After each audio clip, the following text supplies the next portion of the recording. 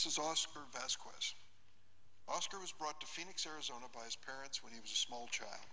He spent his high school years in junior ROTC and dreamed of enlisting in our military. But at the end of his junior year, a recruiting officer told Oscar that he was ineligible for military service because he was undocumented. Oscar found another outlet for his talent. He entered a robot competition sponsored by NASA. Oscar and 3 other Dream Act students worked for months in a storage room in their high school. They competed against students from MIT and other top universities. Oscar's team won first place. The story doesn't end there. Last year, Oscar graduated from Arizona State University with a degree in mechanical engineering. Oscar was one of only 3 Arizona State University students who were honored during President Obama's commencement address at that university. Following his graduation, Oscar did an extraordinary thing.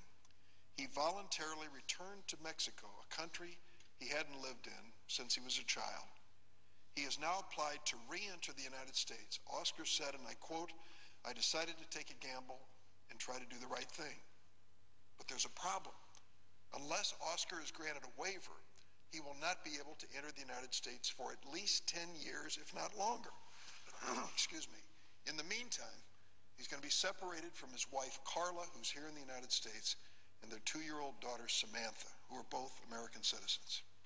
This extraordinary young man, a mechanical engineer who won a national competition, a person who can add something to America, who has a wife and family here, who's doing the right thing by going back to the country of his origin, even though he has little connection with it anymore, is being told, America doesn't need you.